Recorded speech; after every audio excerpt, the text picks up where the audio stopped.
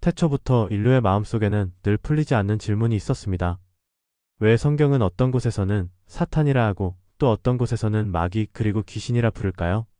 같은 존재를 가리키는 말인지 아니면 서로 다른 위치와 임무를 지닌 존재들인지 이 차이를 분명히 알면 성경의 메시지가 더욱 선명해집니다. 수천 년 동안 신학자들과 성경 해석자들이 이 문제를 두고 깊이 연구해왔습니다.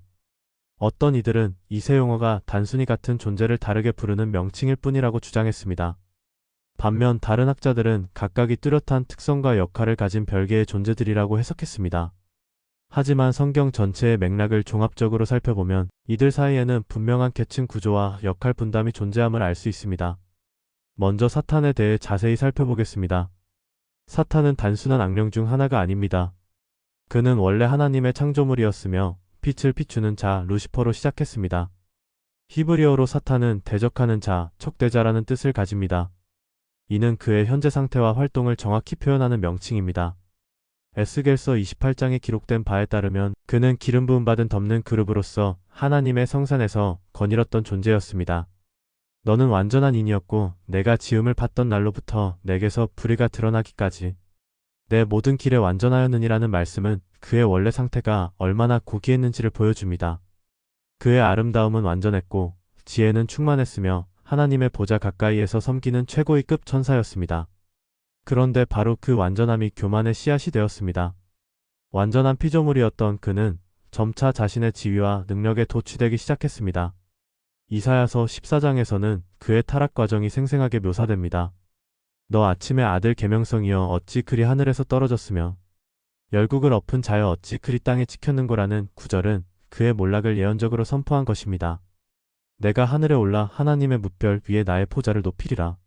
내가 북극 지폐의 산 위에 자정하리라. 가장 높은 구름에 올라가서 지극히 높으신 이와 같아지리라는 그의 5가지 선언은 단순한 반항이 아니라 창조주의 자리를 탈취하려는 거대한 음모였습니다.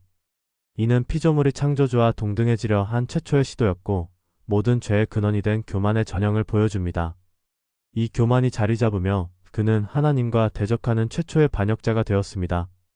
계시록 12장에서는 하늘에 전쟁이 있으니 미가엘과 그의 사자들이 용과 더불어 싸움의 용과 그의 사자들도 싸우나 이기지 못하여 다시 하늘에서 그들이 있을 곳을 얻지 못한지라고 기록되어 있습니다. 이는 사탄이 천사들의 3분의 1을 꿰어 하나님께 반역했음을 시사합니다. 결국 하늘에서 쫓겨난 후 그는 지금까지 전 인류를 하나님께로부터 멀어지게 하려는 전략가로 활동하고 있습니다. 그의 목표는 명확합니다. 하나님의 형상으로 지음받은 인간을 타락시켜 하나님의 창조 계획을 방해하고 궁극적으로는 하나님의 영광을 가로채려는 것입니다. 욥기에서 우리는 사탄의 활동 방식을 구체적으로 목격할 수 있습니다. 그는 땅을 두루 돌아다니며 여기저기 다녔다고 하나님께 보고했는데 이는 그의 활동이 광범위하고 체계적임을 보여줍니다. 그는 무작정 파괴하는 것이 아니라 철저히 조사하고 분석한 후 가장 효과적인 방법을 찾아 공격합니다. 욥을 향한 그의 참소는 매우 교묘했습니다. 욥이 까닭없이 하나님을 경외하리까 주께서 그와 그의 집과 그의 모든 소유물을 울타리로 두르심이 아니니까라고 말하며 욥의 믿음이 단순히 복을 받기 위한 거래적 관계라고 의심을 제기했습니다. 이것이 바로 사탄의 전형적인 작전입니다. 진실한 믿음에 대해서도 불순한 동기가 있을 것이라고 의심하게 만드는 것입니다. 하나님께서 욥의 소유물을 해할 권한을 허락하시자 사탄은 체계적인 공격을 시작했습니다. 먼저 재산을 빼앗고 다음에는 자녀들을 죽이고 마지막에는 욥의 몸을 쳐서 종기가 발에서 정수리까지 나게 했습니다. 이는 인간을 공격하는 그의 전략이 외부에서 내부로 물질에서 영적인 것으로 점차 깊어진다는 것을 보여줍니다.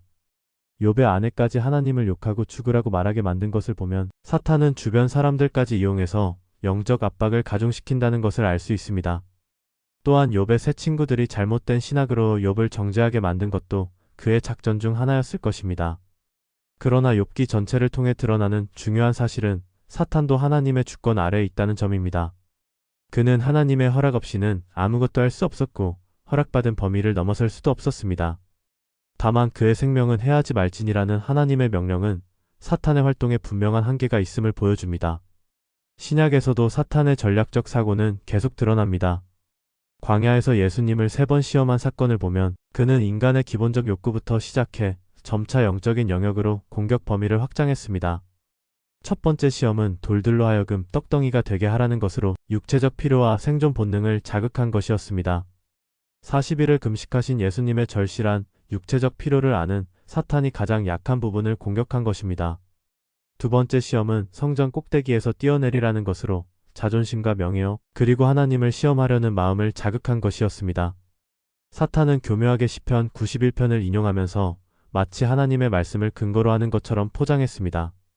이는 그가 성경을 잘 알고 있으면서도 그것을 왜곡해서 사용한다는 것을 보여줍니다. 세 번째 시험은 천하만국과 그 영광을 보여주며 만일 내게 엎드려 경배하면 이 모든 것을 내게 주리라고 한 것으로 권력욕과 명예욕을 자극한 것이었습니다. 이는 사탄의 최종 목표가 무엇인지를 분명히 드러냅니다. 그는 결국 경배받기를 원하는 존재입니다. 각각의 시험은 인간 본성의 약점을 정확히 겨냥한 것이었습니다.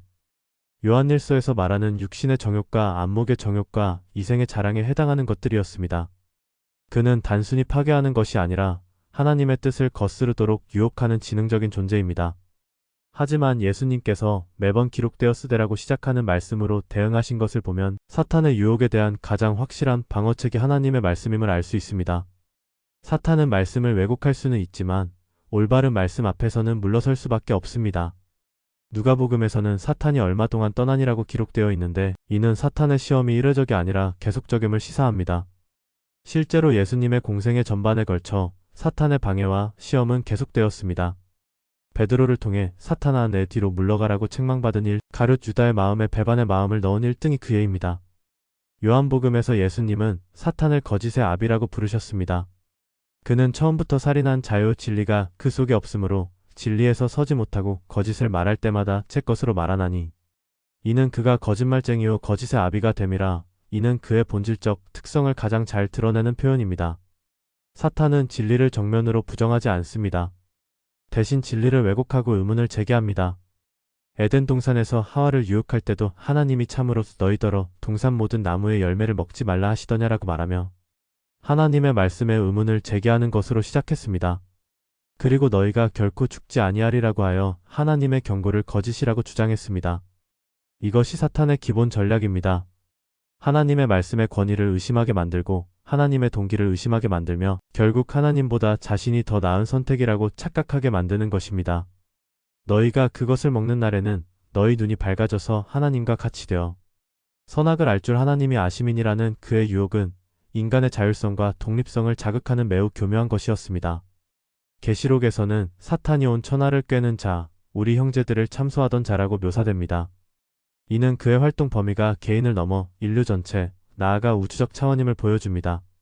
그는 밤낮 하나님 앞에서 성도들을 참소한다고 했는데 이는 그의 활동이 쉼없이 계속됨을 의미합니다. 사탄은 고발자이자 참소자입니다.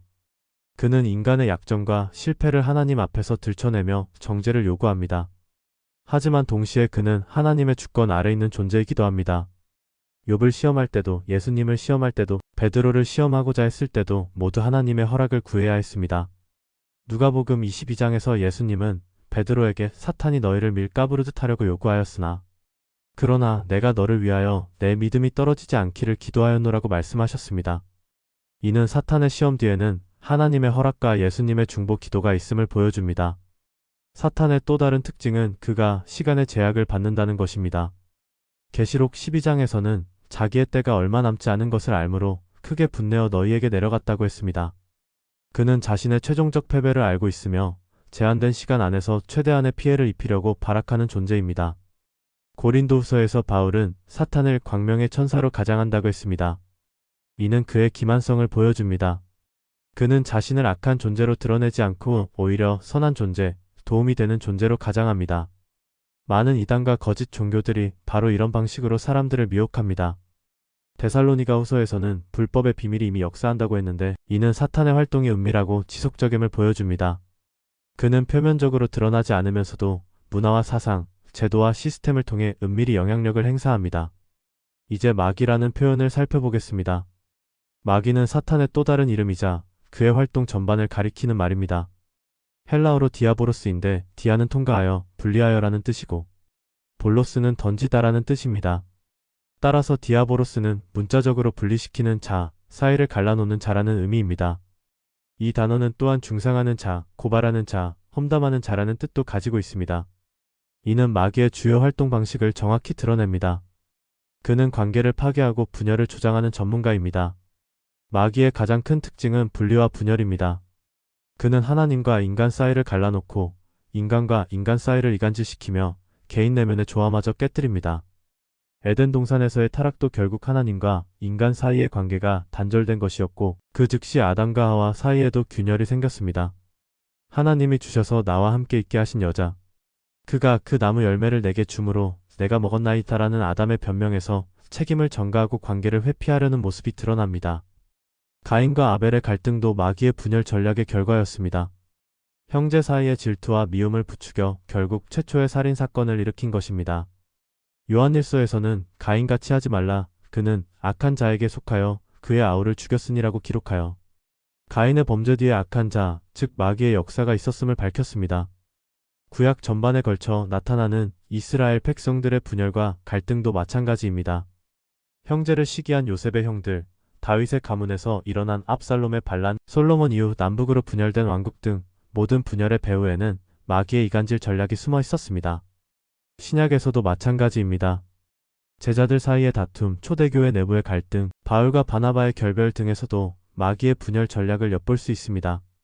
고린도 교회의 파당 문제, 갈라디아 교회의 율법주의 논쟁, 에베소 교회의 첫사랑을 잃어버린 문제 등도 모두 마귀가 교회를 약화시키기 위해 사용한 분열 전략의 결과였습니다. 에베소서에서 바울은 마귀의 관계라는 표현을 사용합니다. 헬라어로 메도데이아인데 이는 교묘한 술수, 치밀한 계획이라는 뜻입니다. 이는 마귀의 활동이 무작정 덤비는 것이 아니라 치밀한 계획과 전략에 의한 것임을 보여줍니다. 그는 개인의 성격과 약점을 파악하고 상황을 분석하여 가장 효과적인 방법으로 접근합니다. 다윗에게는 권력의 유혹과 육체의 정욕으로 접근했습니다. 밧세바와의 간음 사건과 우리아를 죽인 사건은 다윗의 교만과 육체의 정욕이라는 약점을 정확히 공략한 결과였습니다. 솔로몬에게는 지혜에 대한 교만과 이방 여인들에 대한 유혹으로 접근했습니다. 그 결과 솔로몬은 말년의 우상 숭배에 빠져 하나님을 떠나게 되었습니다. 베드로에게는 성급함과 자신감이라는 약점으로 접근했습니다. 모든 사람이 주를 버릴지라도 나는 결코 버리지 않겠나이다라는 베드로의 자신만만한 선언 뒤에는 교만이 숨어 있었고 마귀는 바로 그 점을 공략했습니다. 결국 베드로는 3번 주님을 부인하는 실패를 하게 되었습니다. 가룟 유다에게는 탐욕이라는 약점으로 접근했습니다. 요한복음에서는 유다는 도둑이라 동계를 맞고 거기 넣는 것을 훔쳐가미러라고 기록되어 있는데 마귀는 바로 이 탐욕을 이용해 유다로 하여금 예수님을 배반하게 만들었습니다. 마귀는 또한 하나님의 진리를 왜곡하는 전문가입니다. 그는 진리를 완전히 거짓으로 바꾸지 않습니다. 대신 99%의 진리에 1%의 거짓을 섞어 더욱 치명적인 독을 만들어냅니다. 이것이 바로 이단들이 사용하는 전형적인 수법입니다. 예를 들어 여호와의 증인은 성경을 인용하면서도 예수님의 신성을 부인합니다. 몰몬교도 성경을 받아들이면서도 다른 경전을 추가하여 성경의 권위를 희석시킵니다. 신천지도 성경을 문자 그대로 해석한다고 주장하면서도 비유와 상징을 왜곡하여 전혀 다른 의미로 해석합니다. 이러한 이단들의 교리는 바로 마귀가 99%의 진리에 1%의 거짓을 섞어 만든 독약과 같습니다. 순수한 톡보다 훨씬 위험한 이유는 진리와 거짓을 구별하기 어렵기 때문입니다. 성경 지식이 부족한 사람들은 쉽게 이런 거짓 교리에 빠져들게 됩니다. 베드로 전서에서는 마귀를 우는 사자에 비유합니다. 근신하라 깨어라 너희 대적 마귀가 우는 사자 같이 두루 다니며 삼킬 자를 찾나니 이 비유는 매우 적절합니다. 건강한 사자는 우는 소리를 내지 않습니다. 우는 사자는 늙거나 병들어서 정상적인 사냥을 할 수 없게 된 사자입니다. 이런 사자는 건강한 성인 동물을 사냥할 수 없기 때문에 죽어가는 동물이나 새끼들 혹은 무리에서 떨어진 약한 개체들을 노립니다. 마귀도 마찬가지입니다. 그는 영적으로 건강하고 믿음이 견고한 성도들을 직접 공격하기보다는 영적으로 연약하고 고립된 자들, 상처받고 절망에 빠진 자들을 주요 표적으로 삼습니다.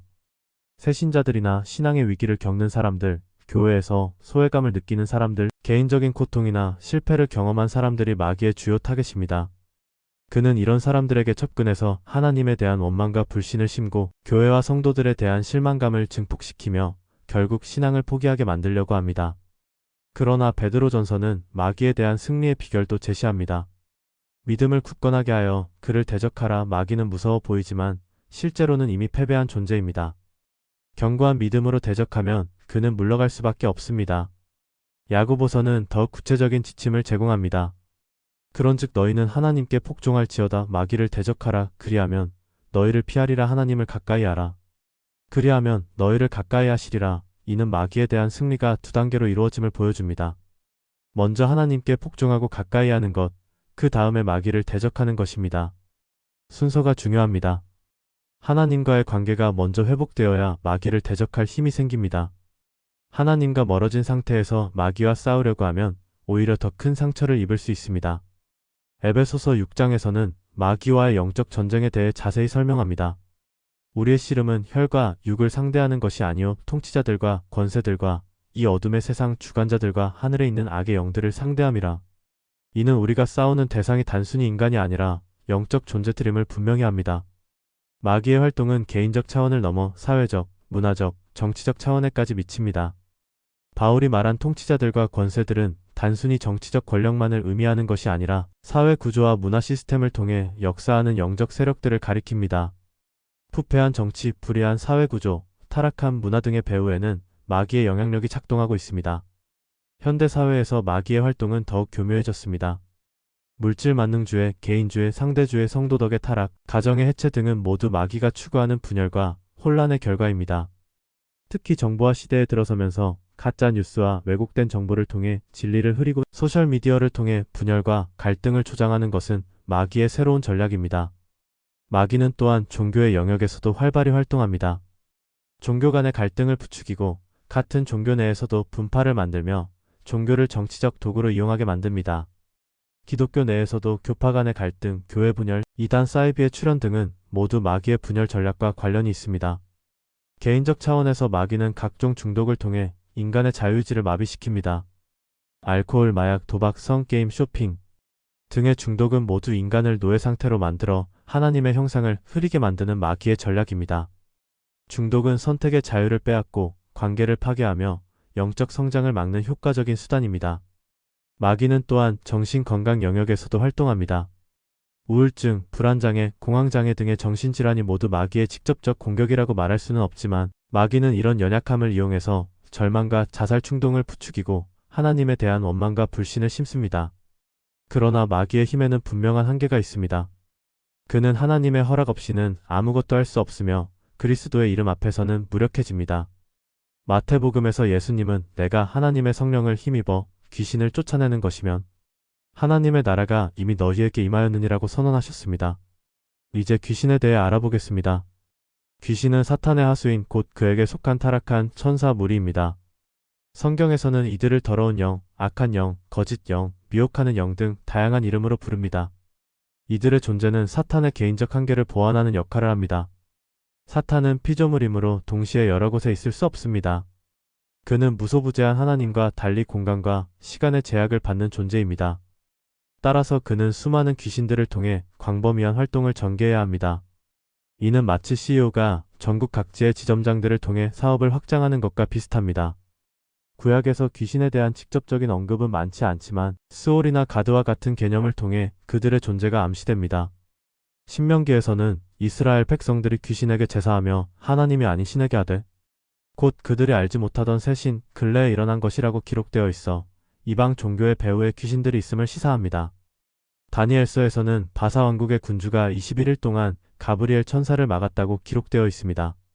이는 지역별, 나라별로 할당된 높은 계급의 악령들이 있음을 보여줍니다.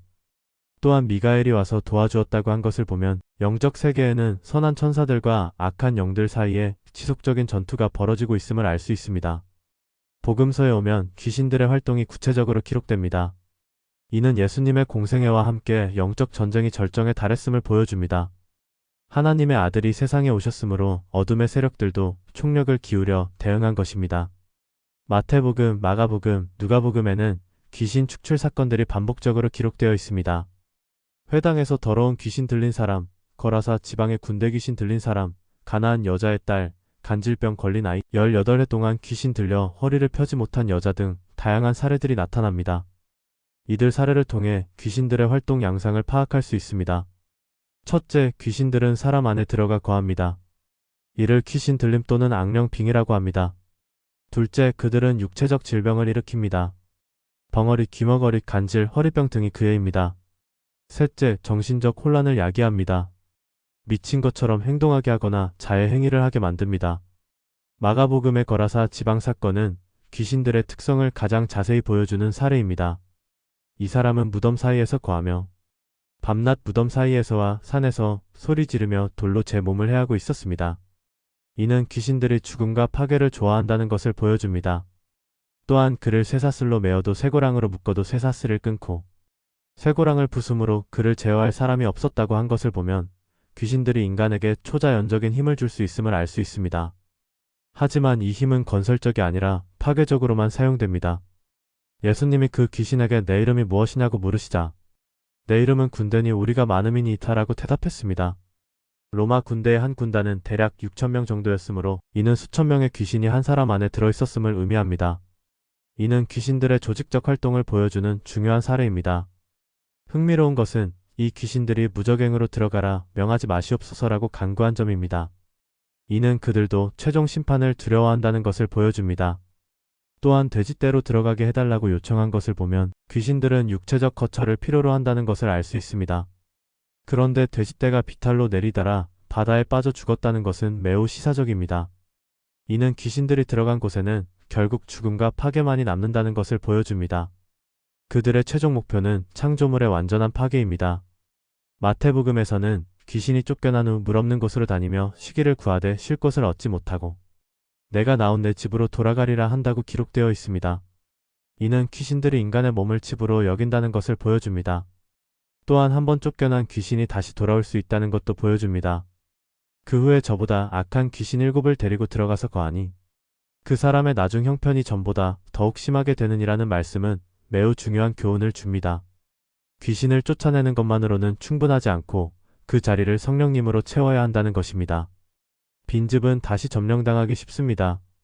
누가복음에서는 18년 동안 귀신 들려 허리를 펴지 못한 여자의 사례가 나옵니다. 이는 귀신들의 활동이 단기간이 아니라 장기간에 걸쳐 지속될 수 있음을 보여줍니다. 또한 이 여자가 아브라함의 딸이라고 불린 것을 보면 신앙이 있는 사람도 귀신의 공격을 받을 수 있음을 시사합니다.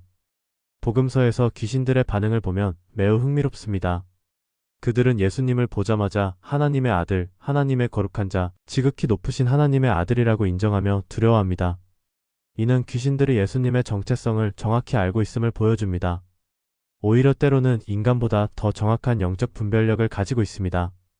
우리가 당신과 무슨 상관이 있나이까? 때가 이르기 전에 우리를 괴롭게 하려고 왔나이까라고 말한 것을 보면 그들은 자신들의 최종적 심판 때가 있음을 알고 있습니다. 또한 우리를 멸하러 왔나이까라고 한 것을 보면 예수님의 오심이 그들에게는 심판의 의미임을 알고 있습니다. 누가복음에서 예수님이 70인을 파송하실 때 제자들이 돌아와서 주의 이름으로 귀신들도 우리에게 항복하더이다라고 보고했습니다. 이에 예수님은 사탄이 하늘로서 번개같이 떨어지는 것을 내가 보았노라고 답하셨습니다. 이는 귀신을 쫓아내는 사역이 단순한 개인적 치유를 넘어 사탄의 왕국에 대한 직접적 공격임을 보여줍니다. 내가 너희에게 뱀과 정갈을 밟으며 원수의 모든 능력을 제어할 권세를 주었으니 너희를 해칠 자가 결코 없으리라는 말씀은 제자들에게 주어진 권세의 범위를 보여줍니다.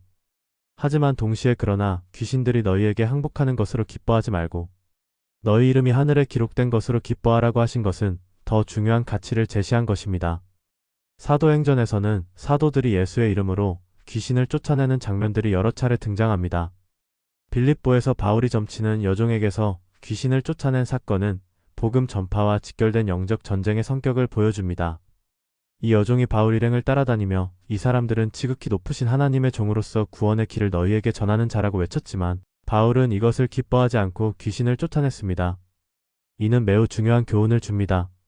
귀신들이 때로는 진실을 말할 수도 있지만 그들의 목적은 결코 선하지 않습니다. 그들은 진실을 말함으로써 자신들의 신뢰성을 높이고 나중에 더 큰 거짓을 심으려는 전략을 사용합니다.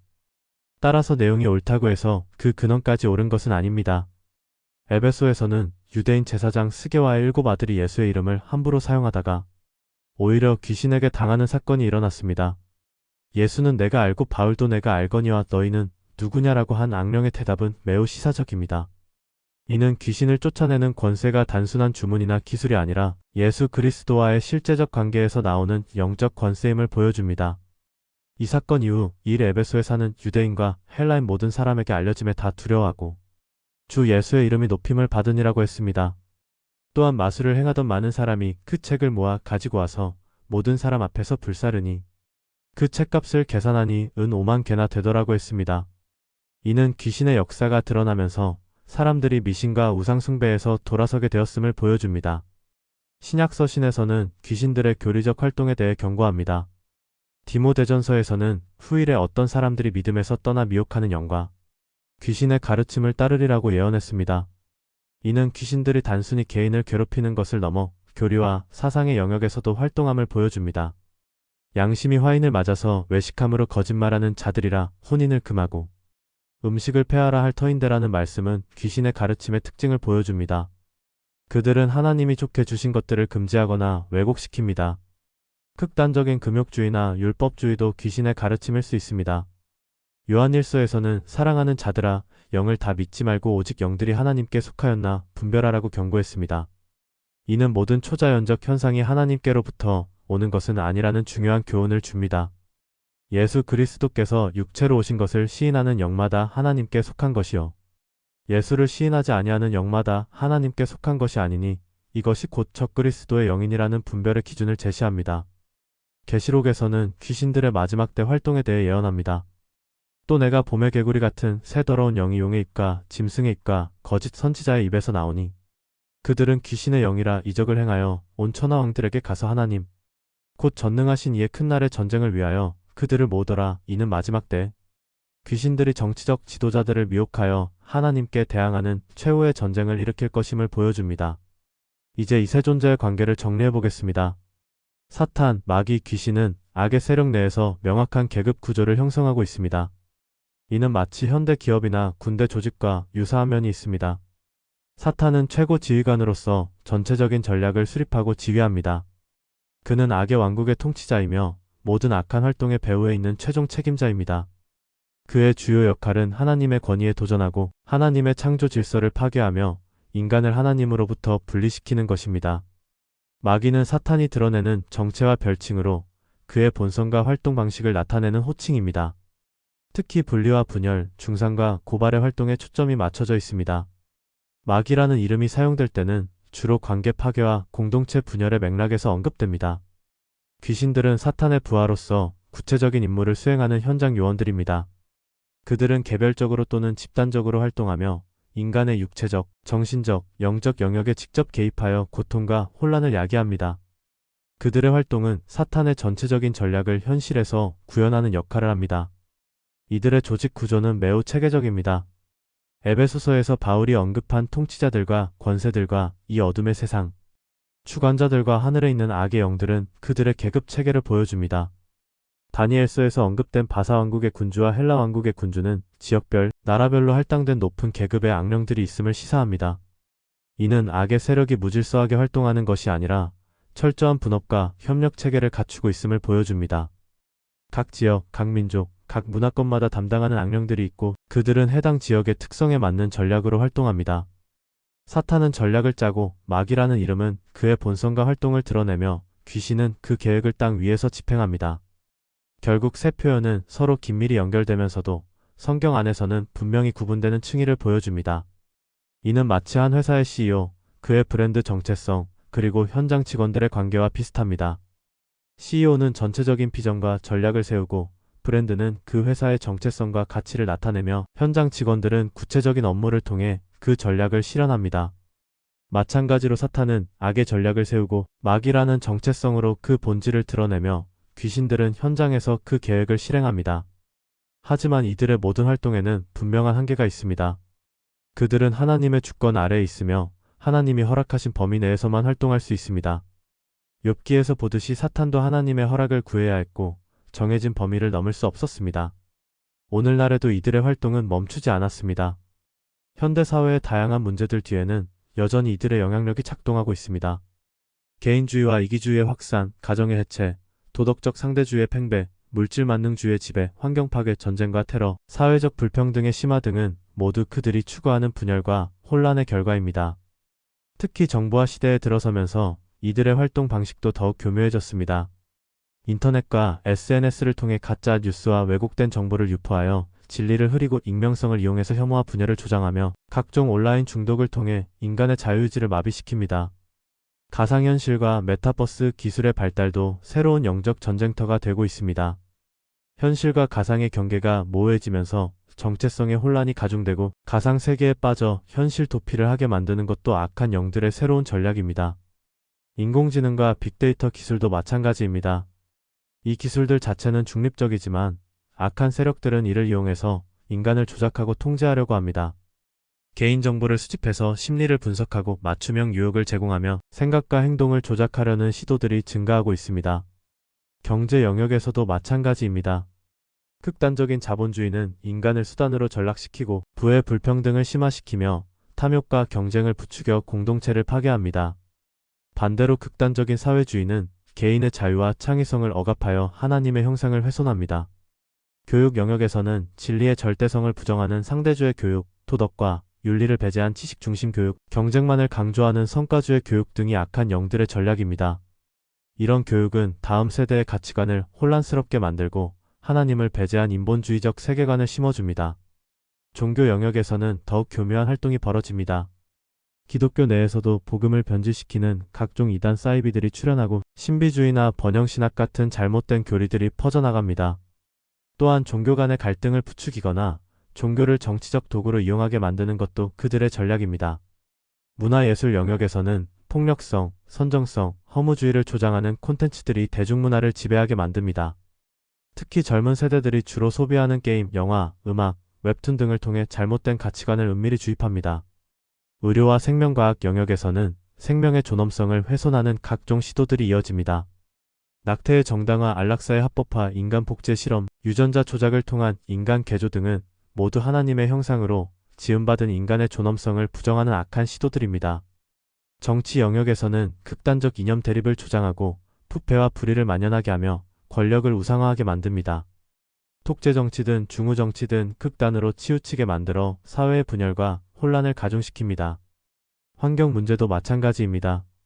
무분별한 개발과 소비를 통해 하나님이 창조하신 자연을 파괴하고 미래 세대의 생존 기반을 위협합니다. 또한 환경 문제를 이용해서 극단적인 환경주의나 생태 우상 숭배로 나아가게 만들기도 합니다. 개인적 차원에서는 각종 중독을 통해 인간의 자유의지를 마비시킵니다. 전통적인 알코올, 마약, 도박 중독 외에도 현대에는 스마트폰 중독, 게임 중독, 쇼핑 중독, 성 중독, 일 중독 등 다양한 형태의 중독이 나타나고 있습니다. 이런 중독들은 모두 인간을 노예 상태로 만들어 하나님의 형상을 흐리게 만드는 악한 전략입니다. 정신건강 영역에서도 활발히 활동합니다.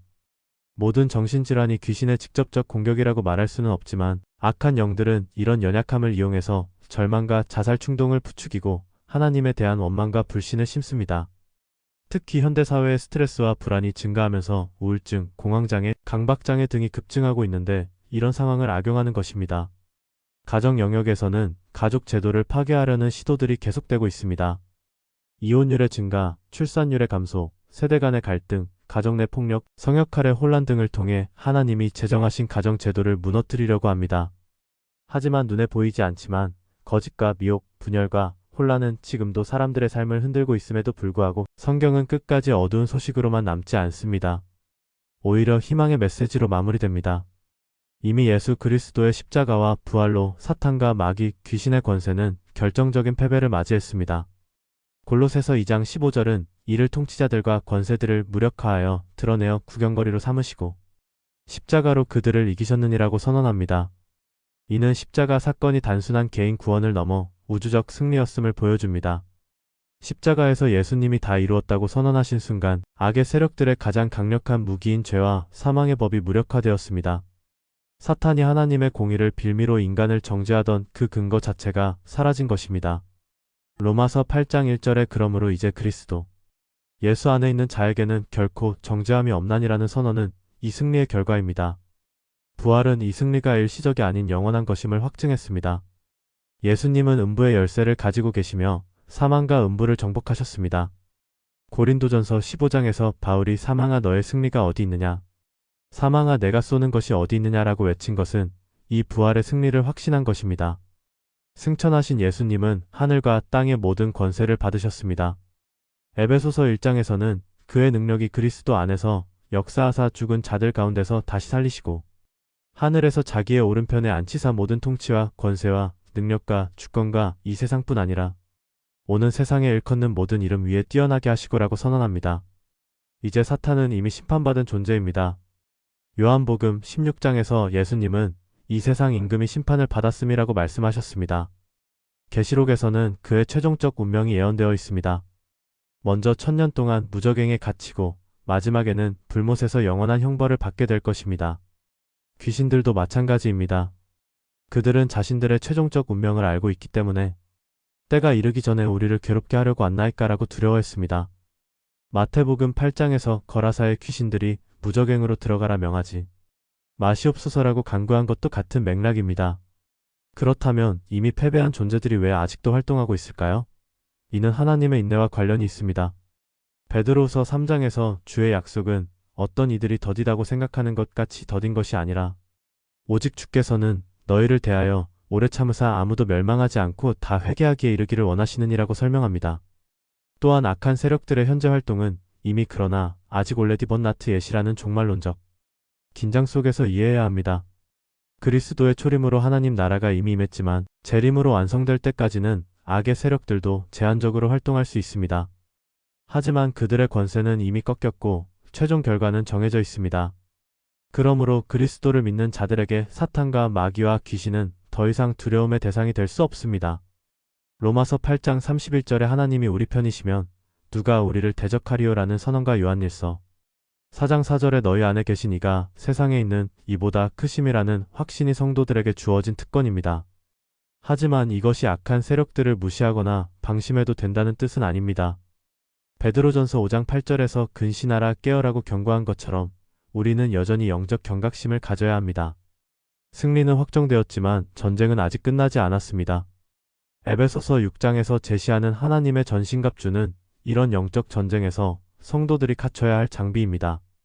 진리의 띠, 의의 호심경, 평안의 복음의 신, 믿음의 방패, 구원의 투구, 성령의 검은 모두 그리스도 안에서 주어지는 영적 무기들입니다. 특히 성령의 검 곧 하나님의 말씀은 가장 강력한 공격 무기입니다. 예수님이 광야에서 사탄의 시험을 물리치실 때도 기록되었으되라고 시작하는 하나님의 말씀을 사용하셨습니다. 시편 119편에서 내가 주의 말씀을 마음에 두어주께 범죄하지 아니하리이다라고 고백한 것처럼 말씀은 죄와 유혹으로부터 우리를 보호하는 방패이자 악한 세력을 물리치는 검입니다. 기도 또한 중요한 영적 무기입니다. 에베소서 6장에서는 전신갑주를 설명한 후 모든 기도와 간구를 하되 무시로 성령 안에서 기도하고라고 덧붙입니다. 기도는 하나님의 능력과 연결되는 통로이며 영적 전쟁의 핵심입니다. 예수님의 이름은 가장 강력한 권세입니다. 빌립보서 2장에서 하나님이 그를 지극히 높여 모든 이름 위에 뛰어난 이름을 주사 하늘에 있는 자들과 땅에 있는 자들과 땅 아래에 있는 자들로 모든 무릎을 예수의 이름에 꿇게 하시고라고 선언했습니다. 귀신들도 예수의 이름 앞에서는 무력해집니다. 찬양과 경배도 강력한 영적 무기입니다.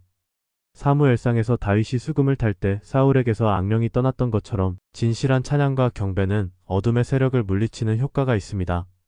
사도행전에서 바울과 실라가 감옥에서 찬송할 때 지진이 일어나고 문이 열린 것도 같은 맥락입니다.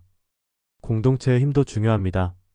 마태복음 18장에서 두세 사람이 내 이름으로 모인 곳에는 나도 그들 중에 있느니라고 약속하신 것처럼 믿음의 공동체는 영적 전쟁에서 큰 힘이 됩니다.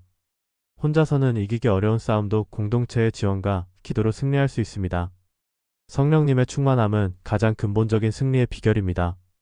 성령님이 충만한 사람에게는 악한 영들이 접근하기 어렵습니다. 갈라디아서 5장에서 말하는 성령의 열매들 사랑, 희락, 화평, 오래 참음, 자비, 양선, 충성, 온유, 절제은 모두 어둠의 세력과 정반대되는 성품들입니다. 용서와 화해도 중요한 영적 무기입니다. 고린도후서 2장에서 바울은 이는 우리로 사탄에게 속지 않게 하려 함이라. 우리는 그 계책을 알지 못하는 바가 아니라고 하면서 용서의 중요성을 강조했습니다. 용서하지 않는 마음은 사탄에게 틈을 주는 것입니다. 거룩한 삶도 강력한 방어막입니다. 요한일서 5장에서 하나님께로부터 난 자는 다 죄를 범하지 아니하고 하나님께로부터 나신 자가 그를 지키심에 악한 자가 그를 만지지도 못하느니라고 약속했습니다. 이는 완전 무결함을 의미하는 것이 아니라 죄를 멀리하고 거룩을 추구하는 삶의 자세를 말합니다. 또한 성도들에게는 특별한 권세가 주어졌습니다. 누가복음 10장에서 예수님은 내가 너희에게 뱀과 정갈을 밟으며 원수의 모든 능력을 제어할 권세를 주었으니 너희를 해칠 자가 결코 없으리라고 약속하셨습니다. 이는 과장된 표현이 아니라 그리스도 안에서 누리는 실제적 권세입니다. 마가복음 16장에서는 믿는 자들에게는 이런 표적이 따르리니 곧 그들이 내 이름으로 귀신을 쫓아내며라고 약속하셨습니다. 이는 모든 성도가 예수의 이름으로 악한 영들을 대적할 수 있는 권세를 가지고 있음을 의미합니다. 하지만 이런 권세를 행사할 때는 신중해야 합니다. 에베소의 스게와의 아들들처럼 예수님과의 실제적 관계 없이 형식적으로 이름만 사용해서는 안 됩니다. 또한 귀신 축출 자체에 지나치게 매몰되어서도 안 됩니다. 누가복음 10장에서 예수님이 귀신들이 너희에게 항복하는 것으로 기뻐하지 말고 너희 이름이 하늘에 기록된 것으로 기뻐하라고 하신 것처럼 더 근본적인 가치에 초점을 맞춰야 합니다. 결국 이 모든 이름들 마이너스 사탄, 마귀, 귀신 마이너스 이 가리키는 목표는 하나입니다. 인간을 하나님으로부터 끊어내려는 것입니다. 에덴 동산에서 시작된 이 시도는 오늘날까지 계속되고 있습니다. 그들의 전략은 시대에 따라 변화하지만 본질적 목표는 동일합니다. 하지만 그 결말은 이미 선포되었습니다. 계시록 20장에서 마귀 곧 뱀이라고도 하고 사탄이라고도 하는 용을 잡아 1000년 동안 결박하여 무저갱에 던져 넣어 잠그고 그 위에 임봉하여라고 예언했고 마지막에는 불과 유황못에 던져지니 거기는 그 짐승과 거짓 선지자도 있어 세세토록 밤낮 괴로움을 받으리라고 최종 심판을 선언했습니다. 악의 세력은 한때는 강력해 보이지만 빛 앞에서 그림자가 사라지듯 반드시 사라질 운명을 가진 존재들입니다. 그들의 현재 활동은 죽음을 앞둔 짐승의 발악과 같습니다. 이미 결과는 정해져 있고 시간의 문제일 뿐입니다. 성경을 읽을 때 사탄, 마귀, 귀신의 구분을 명확히 하면 우리는 영적 전쟁의 실상을 더욱 정확히 파악할 수 있습니다. 우리가 상대하는 것이 무엇인지, 그들의 전략이 무엇인지, 우리에게 주어진 권세와 무기가 무엇인지를 분명히 알게 됩니다. 그리고 우리에게 주어진 승리의 확신을 가지고 담대하게 신앙생활을 해나갈 수 있습니다. 사탄과 마귀와 귀신은 이미 패배한 존재들이며 우리는 그 승리 안에서 살아가는 하나님의 자녀들입니다. 두려워할 것이 없습니다. 오히려 이 세상의 어둠 가운데서 빛으로 살아가며 아직 구원받지 못한 영혼들을 그리스도께로 인도하는 사명을 감당해야 합니다. 마지막으로 이 모든 영적 전쟁의 궁극적 목적은 하나님의 영광과 그분의 나라의 확장입니다. 우리는 승리자로서 이 땅에서 하나님 나라의 가치를 실현하고 그리스도의 재림을 기다리며 소망 가운데 살아가야 합니다. 그날이 오면 모든 눈물이 씻어지고 사망도 애통하는 것도 아픈 것도 다시 있지 않을 것입니다. 그때까지 우리는 이미 주어진 승리 안에서 담대하게 전진해야 합니다.